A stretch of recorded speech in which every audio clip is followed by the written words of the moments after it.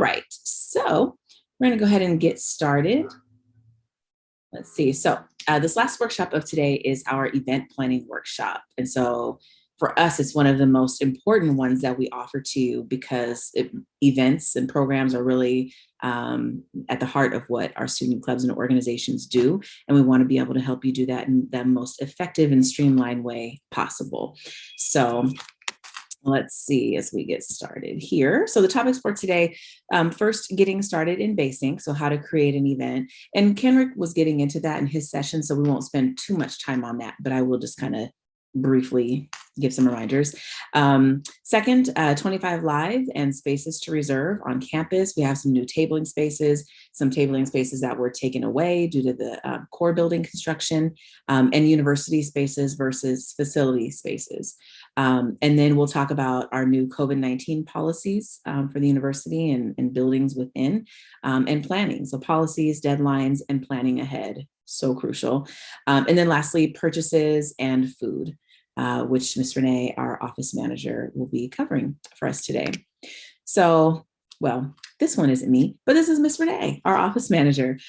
She is a jack of all trades. So she does reservations. She's our overall office manager. She helps to handle club finances and purchasing and just administrative support for our staff and for the clubs. And she does a lot. She does it all. So, so that is Ms. Renee. And then, of course, there's me. Here I am again, Heather Cardley, Assistant Department Lead for Student Life. And I'm an advisor, currently the only advisor to all of our student clubs and organizations and our fraternities and sororities, and approver of all events. So if you ever have any questions, you'd likely need to come see me or email me. So getting started in basing. So how to find availability and locations on 25 Live. We're going to be talking about that. But first and foremost, how to access your club's events page.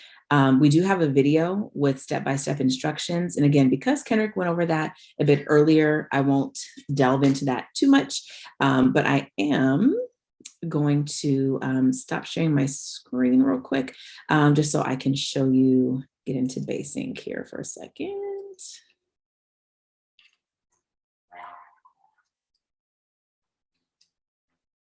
All right, so again, as always, you need to be signed in to basing.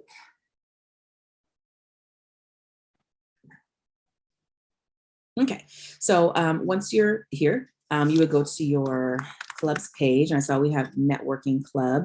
So let's go ahead and go to their page. Hey, Networking Club, we see you. Once again, if you go to your club's page and it says join still, that means that you never did. You need to go ahead and join your club's page, right? So you would go to manage organization. If you're an officer, you all should have access to see this button. If for some reason you don't, feel free to email me because that has to do with the access that you've been given in Basync. All right, so once you're in manage organization, you would go over to the left-hand corner and down to events. And then once you are in the events section, you should see the blue, oh, I'm hearing something, make sure you mute yourself. See the blue create event button, okay? And so that's where you would go to go ahead and start the event creation process. As you go through creating your event and you get to the end, it's gonna give you two options to either complete submission or to complete, like to do additional fields. If your event is just online only, you're only doing a Zoom link, then that's fine, don't worry about it. You don't have to do additional, any additional information. If you are gonna be requesting space, Networking Club, I'm gonna choose an older event here. If you are requesting space, you're gonna need to spend any club money, you're gonna need to, you know, you're having any guest speakers or services, a DJ, what have you, there's additional parts to the form that you're gonna need to fill out. So here's an event that Networking Club did a while back. To make changes to an event, you would do change details. You know, we're gonna see what they've already done, right? They had their location in here. It was an online location, that's fine. You don't have to set an RSVP for your events. It's kind of nice if you do, just so you can have a heads up as to who's coming, especially for your larger scale events. It is important for you to have an image ready to upload. Otherwise, Basing does just choose a random stock photo that has nothing to do with your event. So if you're wanting your event to really stand out and pop and have good advertising of it, I would suggest having it ready to go. So this is the screen I was referring to, where it says complete submission versus continue to custom fields. So continue to custom fields is going to ask you for all the other stuff, right? This is also letting you know about the new COVID protocol, which I'll be talking about in just a bit. This COVID protocol is referring to any events on campus that are having 50 or more people, are having food served, or are having guests that are part of the K-12 student population, so minors, basically. Those three criteria, even if it's that, our event isn't having 50 people, but we are having food, that food element makes you, eligible for having to do this a different protocol, or, vice versa. Oh, we're having over 50 people, but we're not having food. It still doesn't matter because you've met one of the criteria of having over 50 people. So as you continue, you're able to check here for space available. We rely on you to do the footwork of finding out what rooms are available on campus for you to use.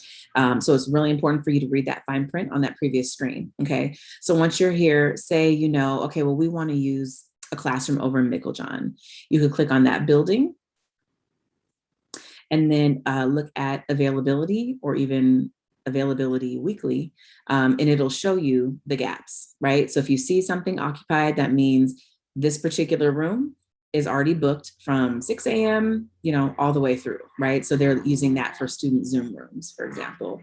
And then you would look for your particular date. So when we look at availability weekly, we see it as 1 week at a time, and you would just keep clicking over to find the date in particular that you're wanting to see, to again, see where there's gaps and where your event could potentially fit in, okay? So that's how we find the spaces. And let's go back here. You can also search by, let's keep going. You can search by the size of the space that you want to. So if you're thinking, I don't really care what room it's in, I just need it to hold X amount of people, you can search that way as well. I keep trying to go back, but here we go.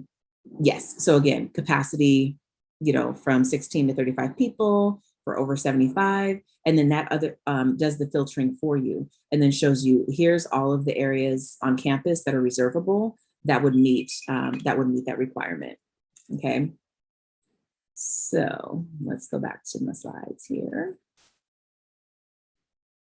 Okay, so it's really important for you to know what the plan is for your event before you even start, getting these forms together. So you need to know the who, what, when, where, who's participating, how much money is going to be required, if any, what spaces you might want to reserve, all of that. So that way, when we get it as Student Life and I'm reviewing it, because like I said, I'm the reviewer, the approver, I have all the information there, because if anything's unclear, then we have to reach out to you and it starts to slow down the process if we have to keep coming back to you asking additional questions because you weren't detailed enough in your form. The approval process. So the way that it works is that once you submit your form, I get a notification in my email that says, Data Science Club submitted an event request, click here to, review the submission. We look through the submission. Ms. Renee looks through the submission. She takes note of the space that you're looking to reserve. And she confirms if it's available or not. And she starts the process of reserving that space for you so that we can get a hold on it so you don't miss your opportunity. I look through the rest of the form to see, okay, are they spending any money? Are they having any guest speakers? Are they looking to spend any money? Let me check their account and make sure that they have money, because if not, I need to let them know, and things of that nature, okay? And so once we get approval for your space and that there's resources available, monetary resources, but then also we refer to resources for tables and chairs. So if you ever, Ms. Renee, say, do we need to request resources for you? She's referring to things like tables and chairs. Or say if you're using the new union, you're in the NPR, you're in the Bayview room. Do you need a microphone? Do you need the speaker? Do you need a laptop? Do you need a podium, right? Do you need a whiteboard? Things like that. We have to know so that we can make sure that we have time to reserve them for you. Renee, did you want to add anything before I move on from this slide?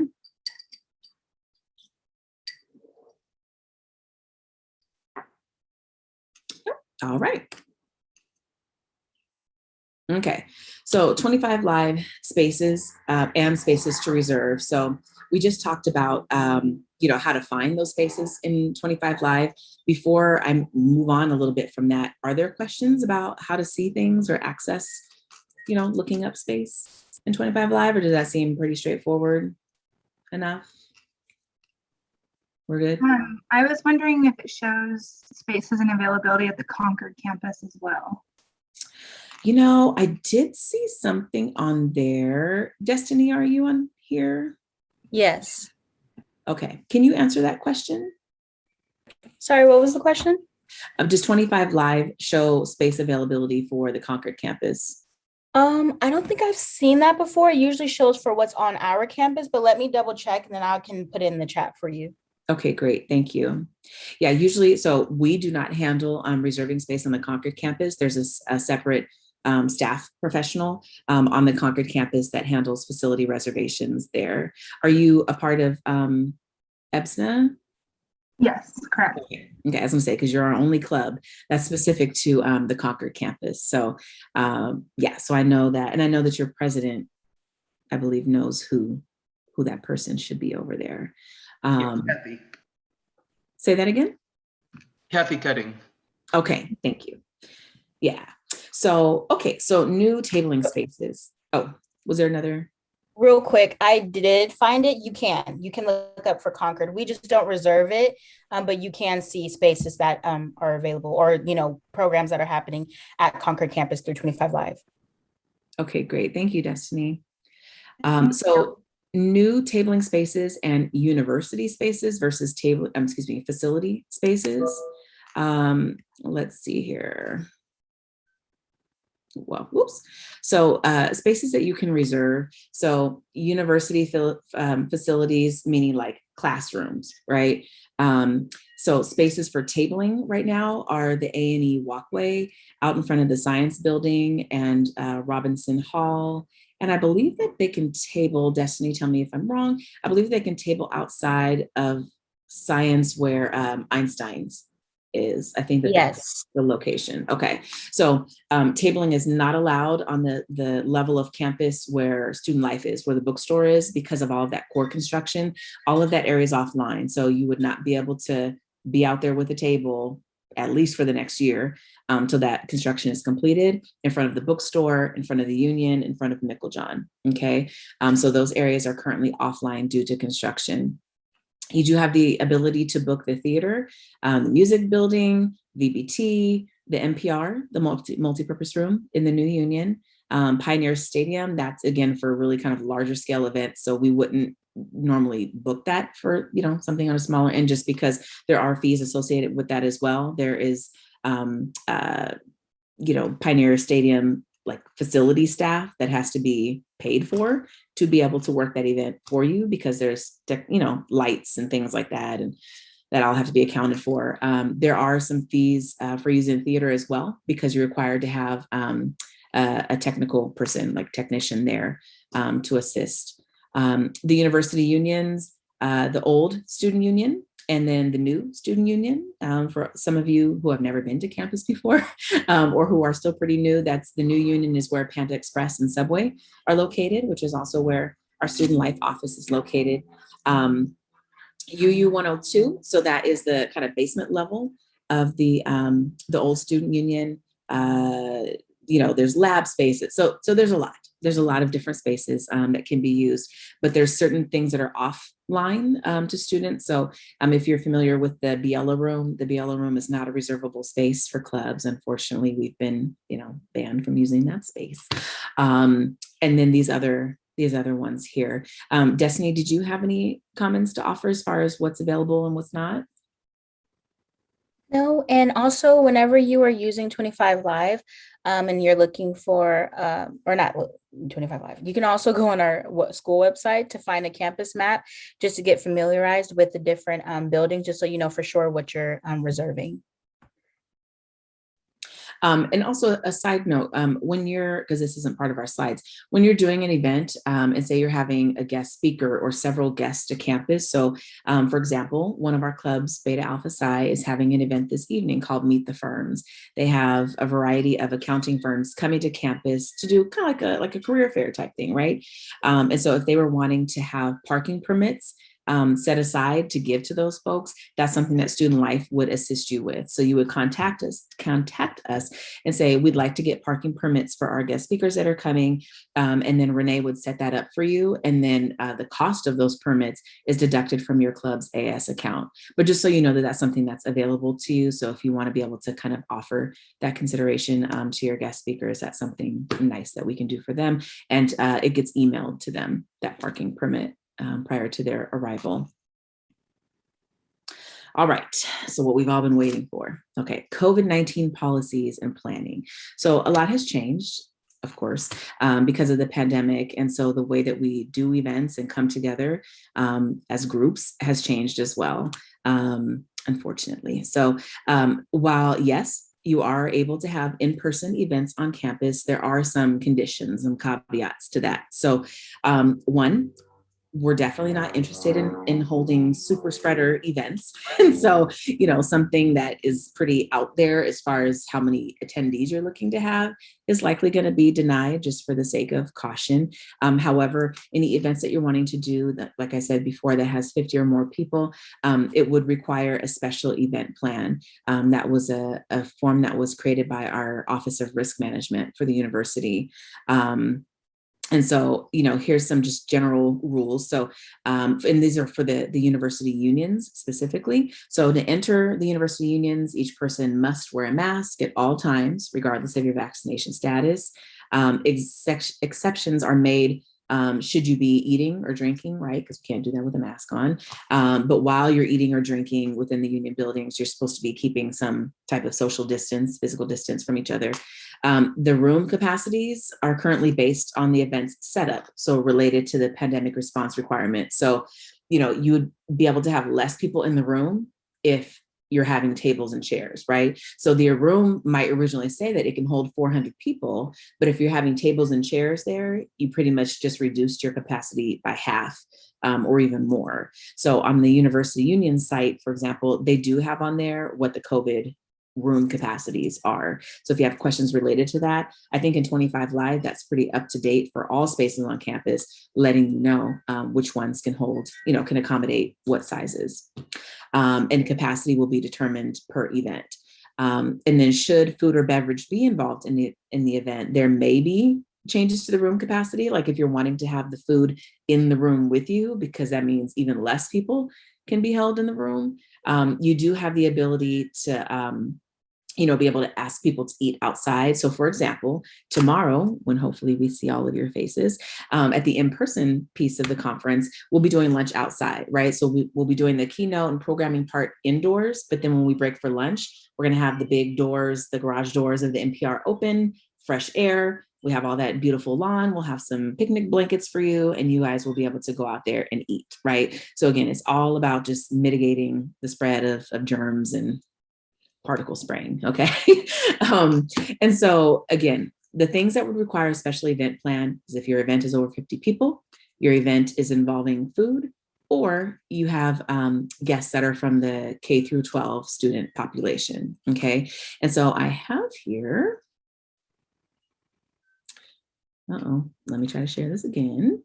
I have the special event plan that I wanted to show you just so you can get a good sense of what it's about. Okay, so this is the actual document. So in your event request, in the discussion part down at the bottom, Kendrick was showing you, there would be a comment that says, due to your event being over 50 or due to your event having food, you will be required to fill out the special event plan. Please download it and email back to us, right? And so this is what's being in question. You have your event name, your 25 Live event number. That'll usually be in the discussion section as well for you to get that. A lot of it's self-explanatory. They try to do a good job of telling you specifically what they're looking for, what information to include. Event location, provide for event staffing and anticipated number of attendees. So provide overview of staffing to include the number of staffing along with the jobs they will be performing. So if you have club volunteers, what are the different things that they're going to be doing, right, as a part of their volunteer work? Provide anticipated number of attendees and their affiliation with the university. Affiliation means, are they a student? Are they faculty? Are they staff? Or are they just members of the public? So they want to know who's who that you're inviting to your event. And then event setup and logistics. So provide the logistics and a description of how you will set up the event, including any distribution of materials, equipment, parking arrangements, tables, tent setup, signage, etc. Will the event be indoors or outdoors? Will attendees be required to wear face coverings and or physical distance? So again, very specific. So when I said to you earlier, know your plan, you should know all these details to be able to fill out this form. Will food and drink be served? Describe how food and drink will be served and handled. Include any food safety precautions. Will people be wearing gloves? Is this just, grab and go, because it's definitely not advisable to have food where people are going to have to be, spooning things and getting more hands-on and just touching things, right? Face coverings are required indoors for individuals who are not fully vaccinated. And if face coverings are removed to eat or drink, physical distancing must be maintained. And if everyone's vaccination status is not known, physical distancing will be required when eating or drinking, or it should be held outdoors.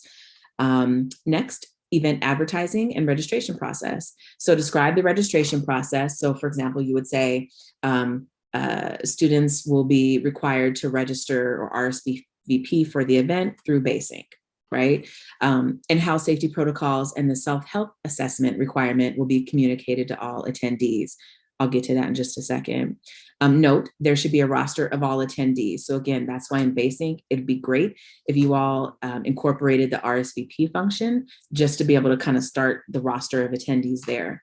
Also, all attendees, including staff who will assist with the event, shall be reminded to complete a self-health assessment before coming to campus. So as I'm sure you've seen in the pandemic, if you've had any doctor appointments, dentist appointments, anything like that, they've maybe asked you to do a self-health assessment before you come to their office. It's the same thing that's being implemented here on campus. Anyone feeling ill or had close contact with someone who was diagnosed with COVID-19 in the last 14 days should not be at your event, regardless of if they're vaccinated or not, okay? Are attendees required to sign a waiver to participate in the event? The only time that your club would need to do a waiver is if your event is involving some type of physical contact, right? So we would normally in the past require a waiver for when clubs are doing like sporting events, right? A fraternity is doing like a basketball game, or someone's doing a volleyball game, or they're doing a kickball game, right? Something where someone could potentially get hurt. That's when the CSU waiver would come in. So otherwise, it's okay for you to say no. Okay. Cleaning and sanitation. Describe how shared items and frequently touched surfaces will be maintained and how the event will be cleaned up. Note, wipes and hand sanitizers should be available at the event for attendees and staff to use. It's acceptable for shared items to be cleaned periodically as opposed to between users, right? Meaning, if someone's using a pen, you don't have to wipe it off every time the next person is getting ready to use the pen, okay? Or, I've seen in some places they have the little jar of clean pens and then the jar of dirty pens. You can get creative with that. And then lastly, the event layout / map. So if you're using a space like in the student union and you're having tables and chairs, they need to see like a physical kind of drawing or mock-up of what that event layout is going to look like. How are you going to have your table set up, your chairs? And so that's something that you can even just do as an attachment to this. Okay, so don't feel like you have to squeeze it in there. But once that's completed, the event organizer, so the person filling this out would sign, right? But then all these other ones, these are all the other signatures that have to be collected on campus. So no one else in your club needs to sign these. This VP isn't your VP. This is like the VP of our division, like the vice president of student affairs. Dr. Marguerite would potentially be the supervisor signing this, or even myself. And then risk management. So like I said, once you fill this out, this goes through all these other people to review your plan and then get back to you with any comments or concerns or areas of issue that they need you to clarify. Because if you put something and they say, that's not going to work, please submit to us another way for you to execute A, B, and C, or this isn't sufficient enough to allow for distancing or what have you, right? So again, when we talk about proper planning, it's so that when you're having to fill out this form, it takes some time. And so they really want those forms at least 2 weeks in advance. So oftentimes in our office, we're getting these requests and your event is 5 days from now. Well, that's not enough time for us to have to go through all these new, channels and hoops that we have to go to meet COVID protocols.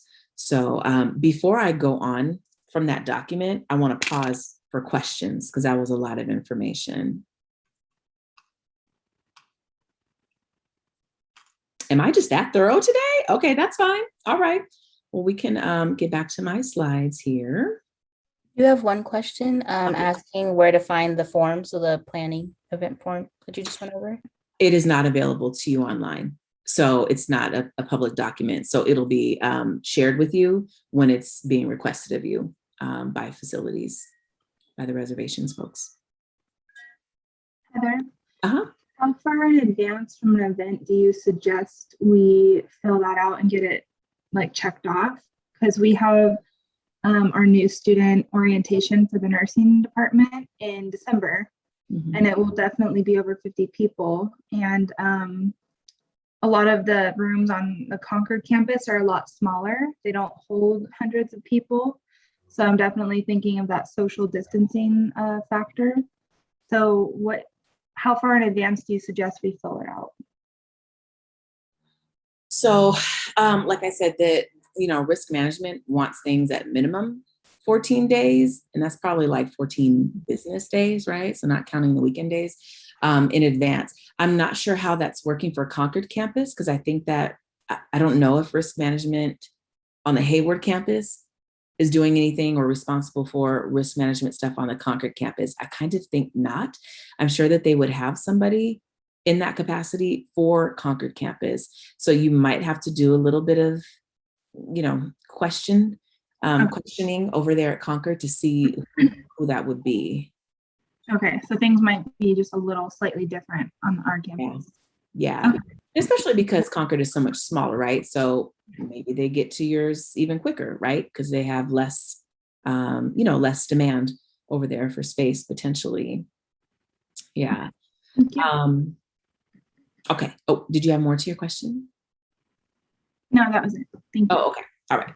And so we have here, reservations must be submitted at least 10 business days in advance. And that's just for your basic event, right? Like your club meeting, just a little get together, something like that, right? But for your larger scale events, like, oh, we're having a whole pinning ceremony and we want to have 200 people, then 10 business days is definitely not sufficient. So if you know that you're going to be hosting a more complex event, I suggest you get it in now. So EBSNA, for example, on our campus, Hayward campus, they submitted their event taking place in December, like 2 months ago. Okay. And at the time that felt like, wow, this is really in advance. But now when we see all this going on, now it's like, ooh, okay, well, it's good that they submitted it because there's going to be a lot of things that we have to, address with that.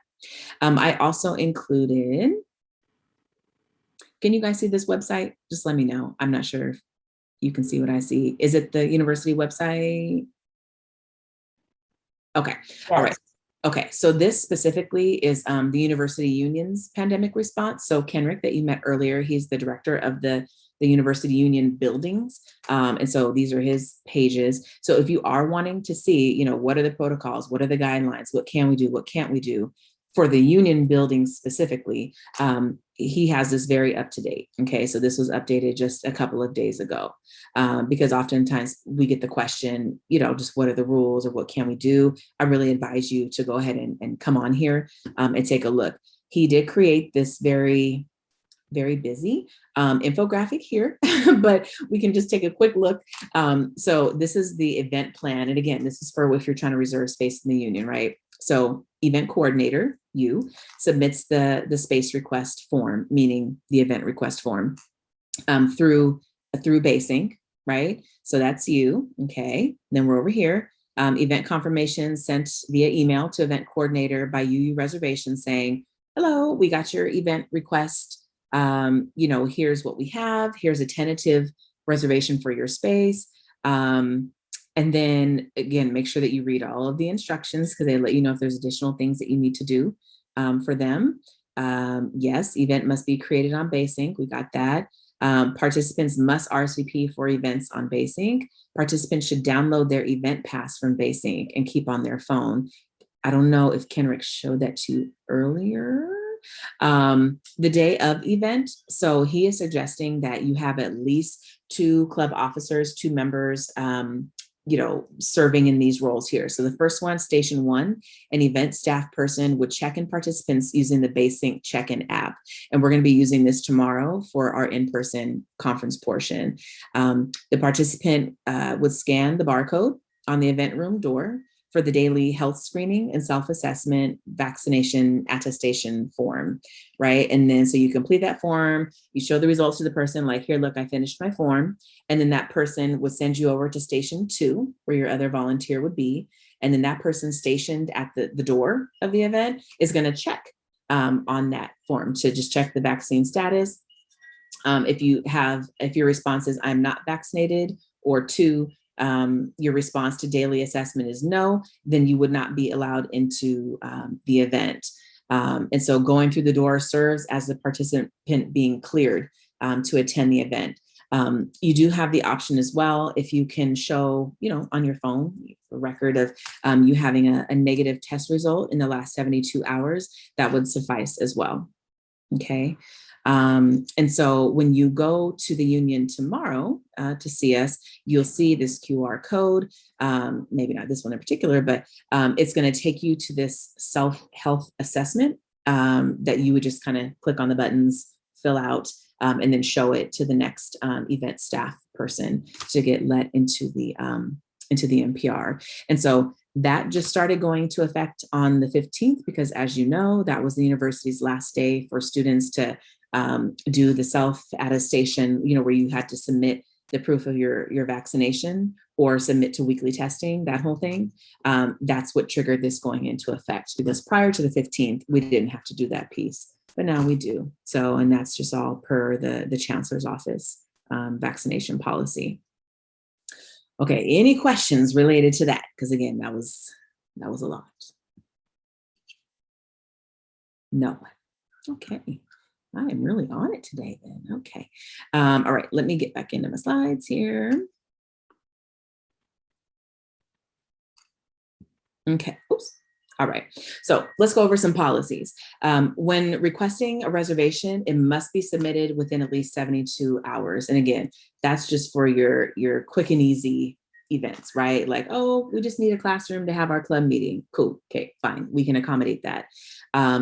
So it must be submitted within 72 hours before your event date for university union spaces, and 14 days in advance for all other facilities on campus. And that's because university facilities, who provides you with your tables and chairs and other equipment, they are requiring 14 days notice to get that together, because they have to put together work orders, make sure that they have staffing for someone to actually deliver those items to your event location.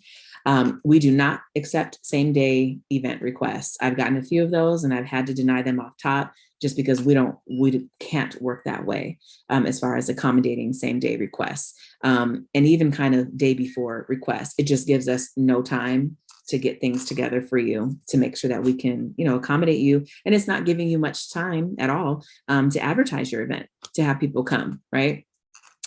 Will you have 50 plus attendees or food at your event? That requires a special events plan to be completed that we just reviewed. And then when in doubt about reservation concerns, please contact Student Life.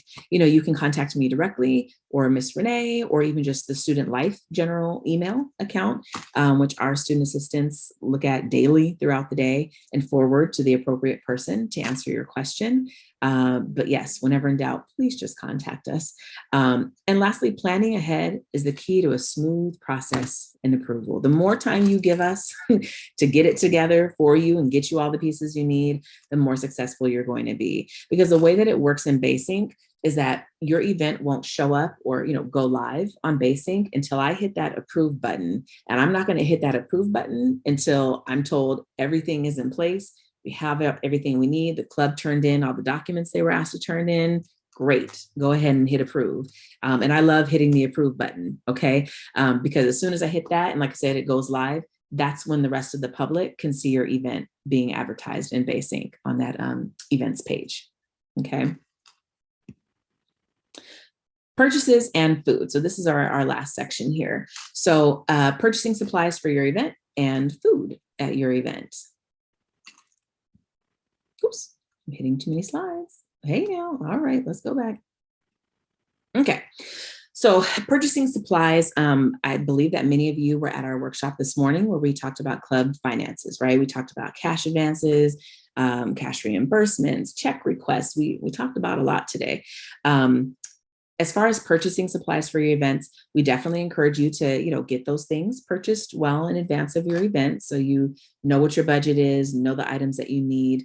Those are things that you should be sharing with me as your student life advisor, as far as the things that you're planning to purchase and how much money you anticipate spending, kind of what's your event budget, so that I can make sure and tell you how much you have, what your balance is in your account.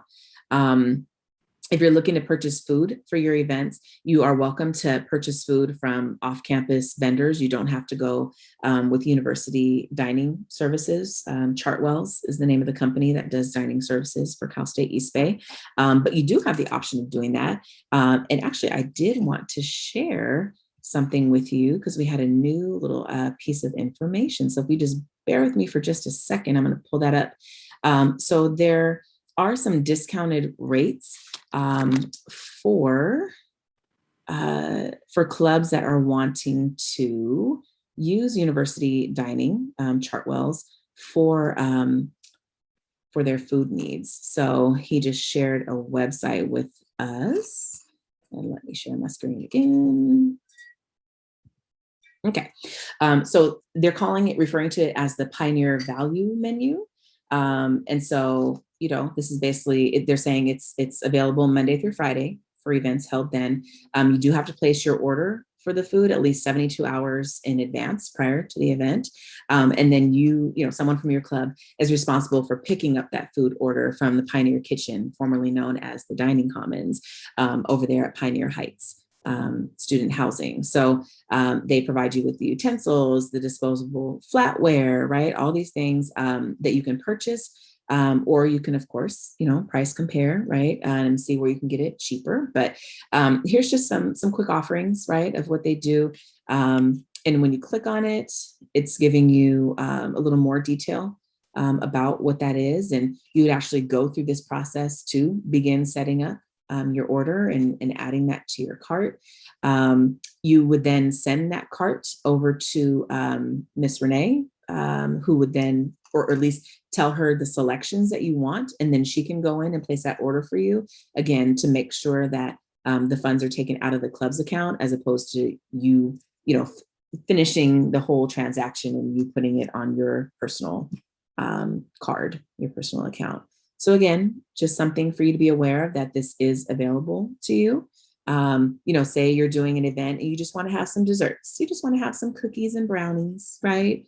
That's fine. They do coffee service, things like that. So I will share that link with you in the okay, hold on. All right. In the chat. And I would say hold on to that for future reference and share with other club members. Maybe at your next meeting, you can talk about that. But again, as far as ordering food, you are able to do that. Let's see here. Going back to my slides. I'm not going to worry about my slides. I'll just talk to you here. Okay. You are able to purchase food for your program. You're able to use any off-campus vendor restaurant that you want to use. They do need to be a licensed business, so a legitimate business, and not from auntie's backyard. And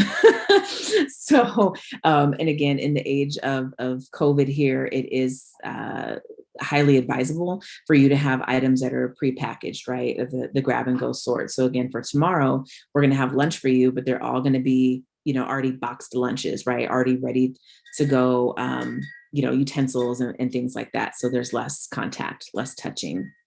Let's see. Well, let me just ask you what questions you still have left about event planning and purchasing, because I want to make sure that we address the things that you're wanting to know.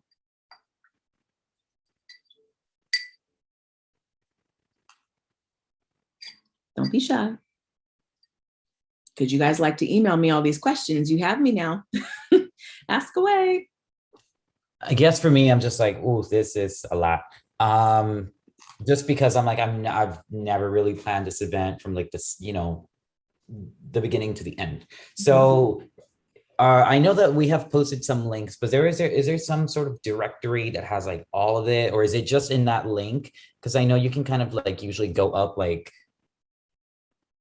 how do you say, like a directory, and then you can kind of find all the links. Does that make sense? Like, do we have somewhere that it's just like the FAQ on everything, or that has all the links? So really, it's all on the Student Life website.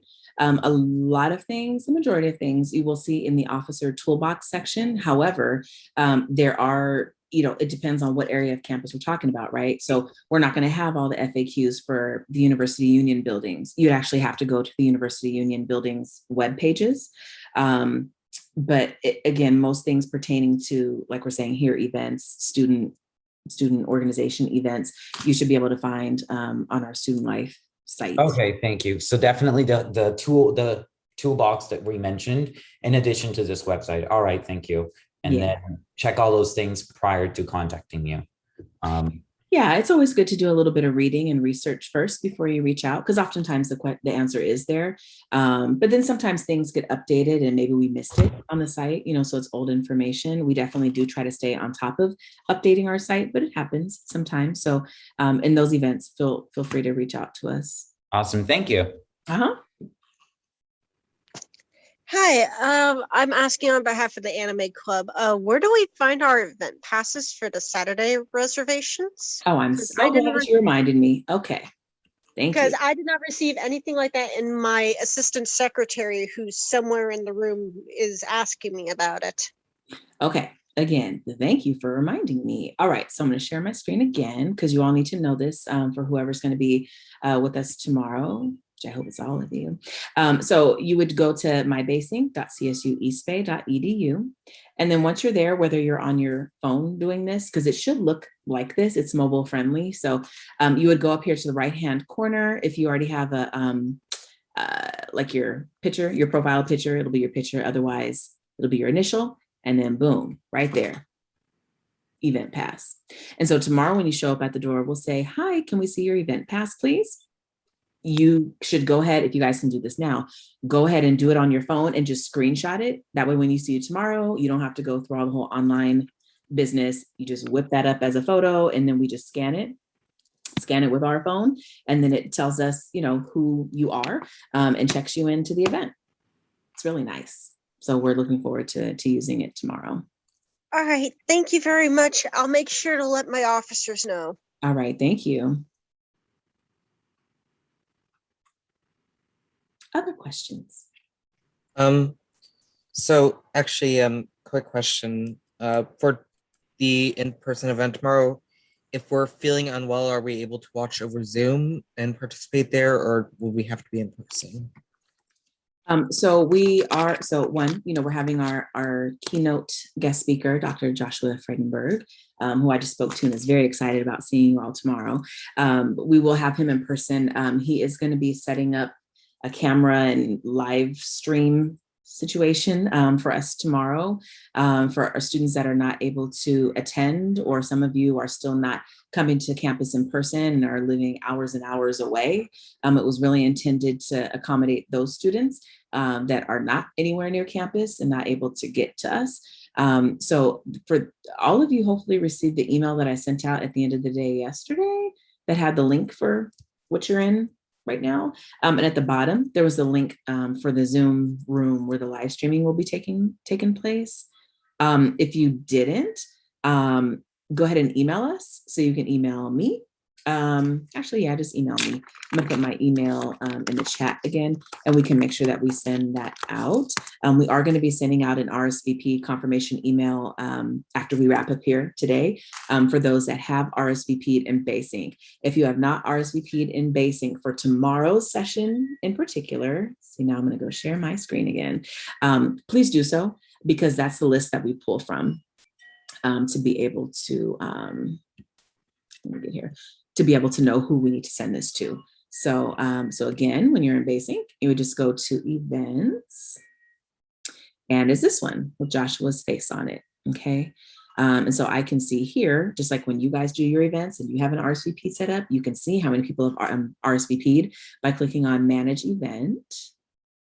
And then it shows you this amount of people have RSVP'd for the event, okay? So again, if this doesn't look familiar or you're thinking, I don't think I RSVP'd for that, just go ahead and double check and RSVP for us, because it helps us to have an accurate count for tomorrow as well. Okay. And also, again, you must be present to win. We have four items, four kind of giveaways, if you will, that we're going to be raffling off to organizations that have some representation tomorrow. It doesn't have to be your whole club. We would love to have your whole club, but it doesn't need to be. As long as there's a representative, you do have to stay till the end, because you must be present to win. If when I'm doing the raffle drum, it's really nice, big, pretty gold raffle drum that Destiny picked up, and we pull your club's name and you're not there, then you don't win. And then I have to do the raffle again and pull out another club's name. So that's how that works tomorrow. So any questions related to tomorrow, or just anything that we've talked about today? Anything?